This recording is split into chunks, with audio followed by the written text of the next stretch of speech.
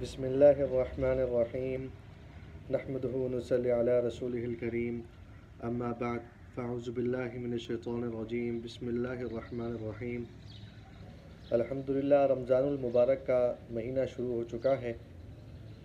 اور بہت ہی عبادت والا مقدس والا فضیلتوں والا یہ مہینہ ہے اور اللہ کا تعالیٰ کا شکر ہے کہ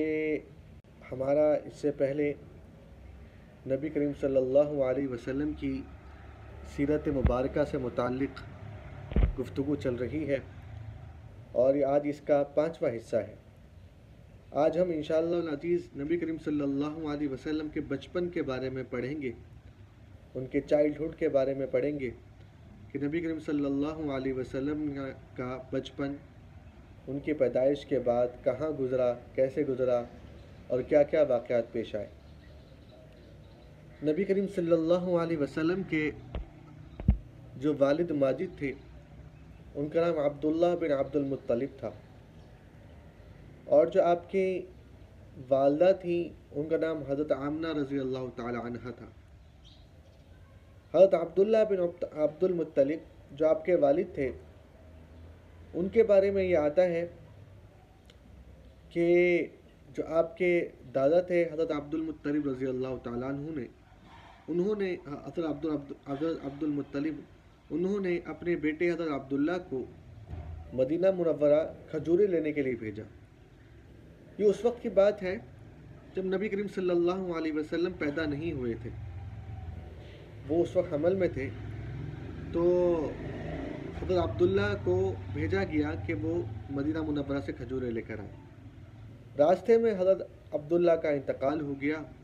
تو نبی کریم صلی اللہ علیہ وسلم نے اپنے والد حضرت عبداللہ کی زیارت نہیں فرمائی۔ ان کا انتقال نبی کریم صلی اللہ علیہ وسلم کی پیدائش سے پہلے ہی ہو گیا تھا۔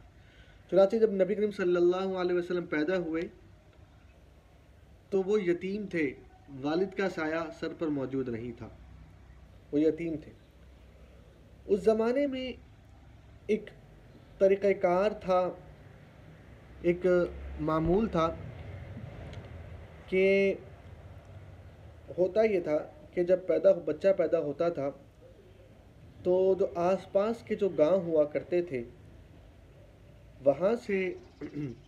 کچھ لوگ، کچھ خواتین وہ آتی تھیں اور جو بچے پیدا ہوتے تھے، شیر خوار ہوتے تھے، چھوٹے ہوتے تھے، ان کو وہ گاؤں لے جایا کرتی تھیں اور ان کو وہ فیڈ بھی کروایا کرتی تھی۔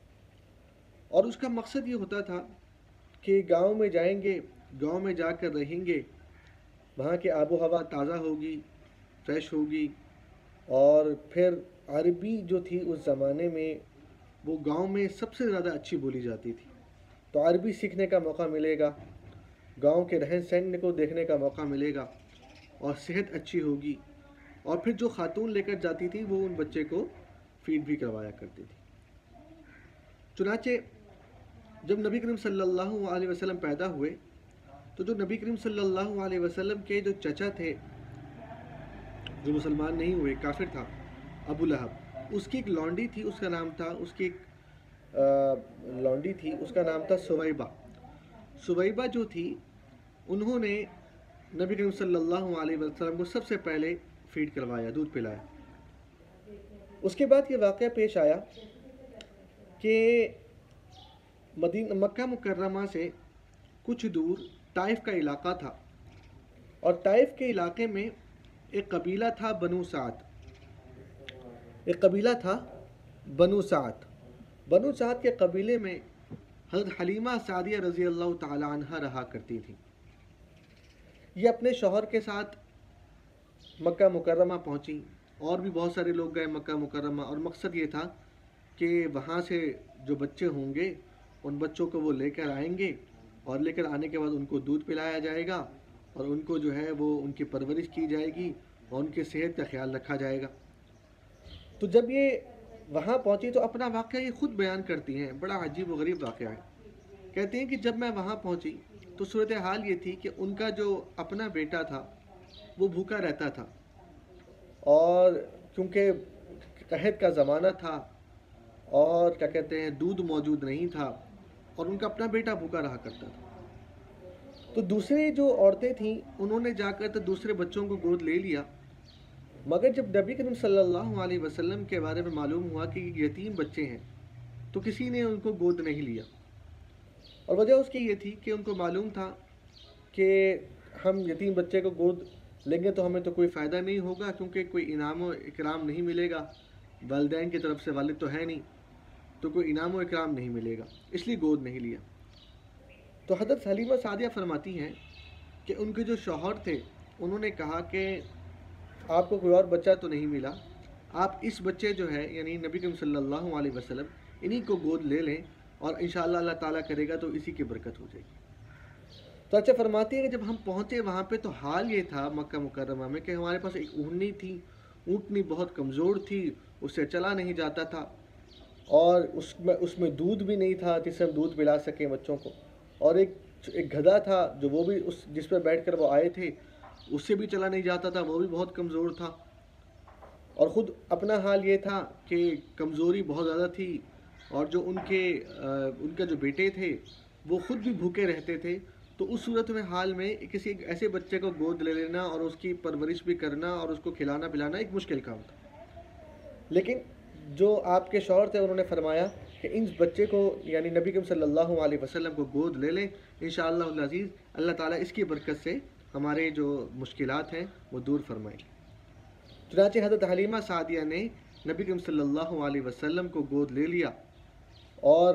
پھر جو واقعات پیش آئے فرماتی ہیں کہ جیسے ہی ہم نے گود لیا تو وہ جو کیا کہتے ہیں اونٹنی تھی جو بالکل دودھ نہیں دیتی تھی، بالکل بھی دودھ نہیں دیتی تھی، اس نے دودھ دینا شروع کر دیا، اور اس کا جو ہے وہ دودھ اتر آیا، اور اتنا دودھ آیا کہ وہ ان کے جو بیٹے تھے انہوں نے بھی پیا اور گھر والوں نے بھی پیا، خوب سیر ہو کر پیا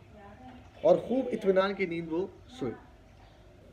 اور کہتے ہیں جب وہ واپس چلے، جب بنو سعد کی طرف جانے لگے جو کہ طائف کے پاس ان کا گھر تھا جہاں پر، تو وہ گدھی جس پر بیٹھ کر آئے تھے وہ بہت ہی کمزور تھی، مگر اللہ تعالیٰ نے ایسا معجزہ عطا فرمایا، ایسے اس کو برکت عطا فرمائی کہ وہ سب سے زیادہ تیز چلنی شروع ہو گئی۔ تو جو ساتھی تھے جو آئے تھے وہاں سے وہ کہنے لگے یہ وہی گدھی ہے، یہ وہی سواری ہے جس پر بیٹھ کر تم لوگ مکہ مکرمہ آئے تھے، وہ تو کوئی اور معلوم ہوتی ہے، یعنی آتے وہ اتنا کمزور تھی اور جاتے ہوئے اللہ تعالیٰ نے اس کو خوب جو ہے طاقت عطا فرما دی تھی۔ اور پھر یہ ہوا کہ یہ جو نبی کریم صلی اللہ علیہ وسلم ہیں حضرت حلیمہ سعدیہ ان کو لے کر جو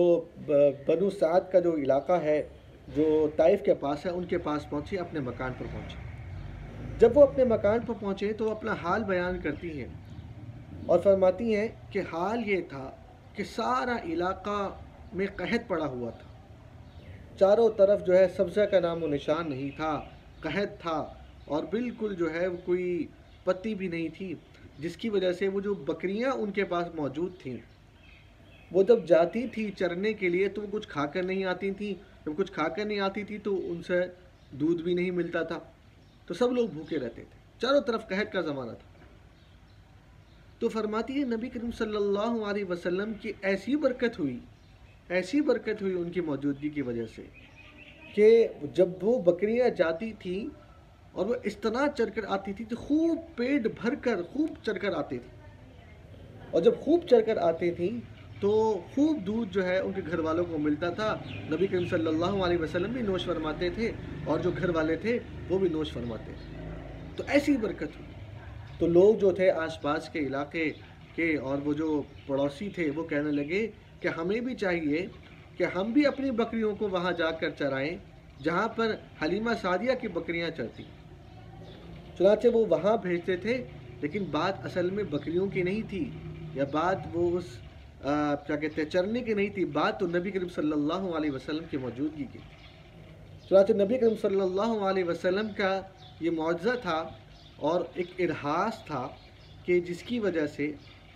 تمام بکریوں میں اللہ تعالیٰ نے خوب دودھ اتارا، اور تمام گھر جو ہے سب نے خوب نوش فرمایا۔ نبی کریم صلی اللہ علیہ وسلم کے جو رضائی بھائی تھے انہوں نے بھی نوش فرمایا، والد اور والدہ جو حضرت حلیمہ سعدیہ رضی اللہ تعالیٰ عنہ تھی، انہوں نے بھی نوش فرمایا اور سب نے نوش فرمایا اور سب کا پیٹ بھر گیا۔ یہ نبی کریم صلی اللہ علیہ وسلم کی خوب برکت تھی۔ تو نبی کریم صلی اللہ علیہ وسلم 2 سال کے عرصے تک اس علاقے میں، اس قبیلے میں رہے اور 2 سال کے عرصے تک وہاں رہے۔ جب حضرت حلیمہ سعدیہ نے یہ مشاہدات دیکھے اور اتنی انوارات دیکھی، وہ سمجھ گئیں کہ یہ کوئی عام شخص بچہ نہیں ہے، یہ کوئی بہت اللہ تعالیٰ کا چنا ہوا برگزیدہ کوئی بزرگ اور بڑی شخصیت ہے۔ ان کے والد جو تھے وہ بھی یہ کہا کرتے تھے، چنانچہ ان کا دل نہیں چاہتا تھا کہ وہ حضرت نبی کریم صلی اللہ علیہ وسلم کو واپس حضرت ان کی والدہ حضرت آمنہ رضی اللہ تعالی عنہ کے پاس چھوڑ کر آئے۔ جب 2 سال مکمل ہوئے، چونکہ وعدہ مکمل ہو گیا تھا، تو یہ حضرت حلیمہ سعدیہ نبی کریم صلی اللہ علیہ وسلم کو لے کر دوبارہ حضرت آمنہ رضی اللہ تعالی عنہ کی خدمت میں حاضر ہوئی۔ اتفاق کی بات دیکھیں، اس زمانے میں مکہ مکرمہ میں طاعون جو بیماری ہے وہ پھیلی ہوئی تھی، طاعون پھیلا ہوا تھا۔ تو انہوں نے فرمایا کہ آج کل طاعون پھیلا ہوا ہے، خدا نخواستہ بچے کو نہ لگ جائے، اس لیے بہتر ہے کہ ہم ان کو لے کر واپس ہی اپنے علاقے میں دوبارہ چلے جاتے ہیں۔ چنانچہ اللہ تعالیٰ نے برکت عطا فرمائی اور ان کی والدہ نے اجازت دے دی، اور نبی کریم صلی اللہ علیہ وسلم دوبارہ اپنے گھر، اپنے رضائی والدہ کے گھر، یعنی بنو سعد کا جو قبیلہ تھا اس میں لے کر واپس حاضر ہوئے۔ نبی کریم صلی اللہ علیہ وسلم جو تھے، ان کا بچپن بڑا اچھا تھا۔ وہ بچپن ہی میں اپنی عمر سے بڑے لگتے تھے، اور ان میں جو ہے وہ بچپن ہی سے بڑے لگتے تھے۔ حضرت حلیمہ سعدیہ رضی اللہ تعالیٰ عنہ فرماتی ہیں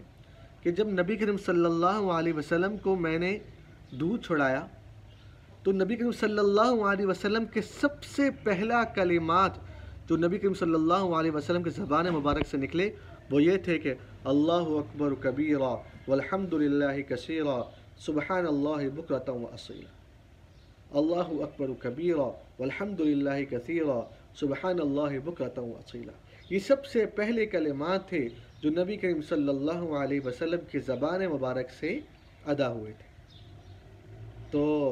ایک بچہ جو چھوٹی عمر کا ہو، 2 سال کا بھی نہیں ہو، اور کیا اللہ سبحانہ و تعالیٰ نے جو کلمات عطا فرمائے، اللہ اکبر، یہ کلمات نبی کریم صلی اللہ علیہ وسلم کی زبان مبارک سے ادا ہوئے تھے۔ نبی کریم صلی اللہ علیہ وسلم بڑے ہوئے اور 4 سال تک کا عرصہ تقریباً اس قبیلے میں بنو سعد میں گزارا۔ وہیں پہ شق صدر کا ایک واقعہ پیش آیا۔ وہ کیا واقعہ تھا انشاءاللہ العزیز، جس میں کیا کہتے ہیں، فرشتوں نے آ کر نبی کریم صلی اللہ علیہ وسلم کا سینہ چاک فرمایا تھا۔ وہ واقعہ پیش آیا اسی قبیلے بنو سعد کے جو قبیلہ تھا وہاں پر پیش آیا۔ وہ کیا واقعہ تھا انشاءاللہ العزیز ہم اس کے بارے میں اپنی اگلی جو ویڈیو ہے اس میں ذکر کریں گے۔ اللہ تعالیٰ سے دعا ہے اللہ تعالیٰ ہمیں نبی کریم صلی اللہ علیہ وسلم کی سیرت کو پورے طریقے سے اپنانے کی توفیق عطا فرمائے اور اس پر ہمیں چلنے کی توفیق عطا فرمائے۔ آمین۔ وآخر دعوانا الحمد للہ رب العالمین۔